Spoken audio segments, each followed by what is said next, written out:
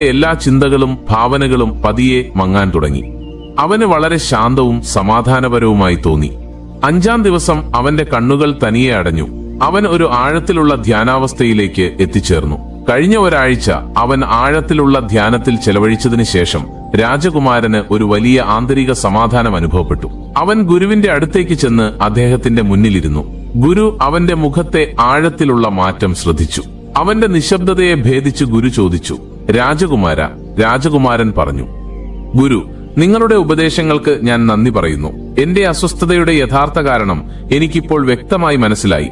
രാജകുമാരൻ തുടർന്നു, ഞാൻ ഒരുപാട് സംസാരിക്കുന്ന ഒരാളായിരുന്നു. എന്റെ ഊർജം കൂടുതലും മറ്റുള്ളവരിൽ ചെലവഴിച്ചു. പലപ്പോഴും അവരെക്കുറിച്ച് തെറ്റായ രീതിയിൽ ചിന്തിച്ചു. ഈ തുടർച്ചയായ സംസാരവും തെറ്റായ ചിന്തകളും എന്റെ സമയം വെറുതെ കളഞ്ഞു. അതുകൊണ്ട് തന്നെ എന്റെ മനസ്സ് എപ്പോഴും അസ്വസ്ഥമായിരുന്നു. ഒരു കാര്യത്തിലും എനിക്ക് ശ്രദ്ധ കേന്ദ്രീകരിക്കാൻ കഴിഞ്ഞില്ല. മിക്കവാറും എല്ലാ കാര്യങ്ങളിലും ഞാൻ പരാജയപ്പെടാൻ തുടങ്ങി. ഈ തുടർച്ചയായ പരാജയങ്ങൾ എന്നെ കൂടുതൽ ദുഃഖിതനും അസ്വസ്ഥനുമാക്കി. എന്നാൽ ഈ 21 ദിവസങ്ങൾ എന്റെ ജീവിതത്തിലെ ഒരു വലിയ മാറ്റമായിരുന്നു. ഇപ്പോൾ എനിക്ക് ജീവിതം ശരിക്കും ജീവിക്കാൻ കഴിയുന്നു എന്ന് തോന്നുന്നു.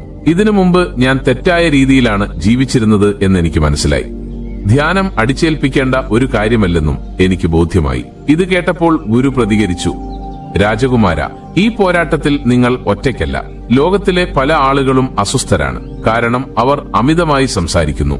അമിതമായി സംസാരിക്കുന്നത് നമ്മെ തളർത്തുകയും നമ്മുടെ മനസ്സിനെ അസ്വസ്ഥമാക്കുകയും ചെയ്യും. എന്നാൽ നിശബ്ദത പാലിക്കുന്നത് നമ്മുടെ വാക്കുകൾക്ക് കൂടുതൽ ശക്തി നൽകുകയും നമ്മുടെ മനസ്സിന് സമാധാനം നൽകുകയും ചെയ്യും. നമുക്ക് തന്നെയും മറ്റുള്ളവർക്കും ആവശ്യമുള്ളതും പ്രയോജനകരവുമായ സമയത്ത് മാത്രം സംസാരിക്കുന്നതാണ് ഏറ്റവും നല്ലത് എന്ന് നമ്മുടെ ജീവിതത്തിൽ കണ്ടാൽ ലോകത്തിലെ പലരും മാനസിക അസ്വസ്ഥത അനുഭവിക്കുന്നുണ്ടെന്ന് നമുക്ക് മനസ്സിലാകും. അമിതമായി സംസാരിക്കുന്നത് ഇന്നും മനസ്സിനെ അസ്വസ്ഥമാക്കുന്നതിനുള്ള പ്രധാന കാരണങ്ങളിലൊന്നാണ്. പലരും മറ്റുള്ളവരെ വേദനിപ്പിക്കുന്ന രീതിയിൽ സംസാരിക്കുന്നത് തുടരുന്നു. അമിതമായി സംസാരിക്കുന്ന ഈ ശീലം അവരെ ജീവിതത്തിൽ പല പ്രശ്നങ്ങളിലേക്കും നയിക്കുന്നു. ആളുകൾ അവസാനമായി ചോദിക്കും, അദ്ദേഹം എന്തിനാണ് മിക്കപ്പോഴും നിശബ്ദത പാലിക്കുന്നത്?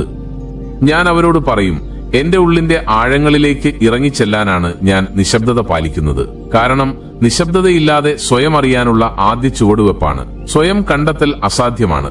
ബുദ്ധൻ പോലും മറ്റുള്ളവരെ മിക്ക സമയത്തും നിശബ്ദത പാലിക്കാനും കുറച്ചു മാത്രം സംസാരിക്കാനും ഉപദേശിച്ചു.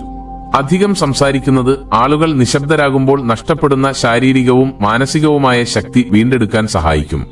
സംസാരിക്കുന്ന ആളുകളെ അപേക്ഷിച്ച് കുറച്ച് മാത്രം സംസാരിക്കുന്നവരിൽ വഴക്കുകൾ കുറവായിരിക്കും, അസ്വസ്ഥതകളും തർക്കങ്ങളും കുറവായിരിക്കും.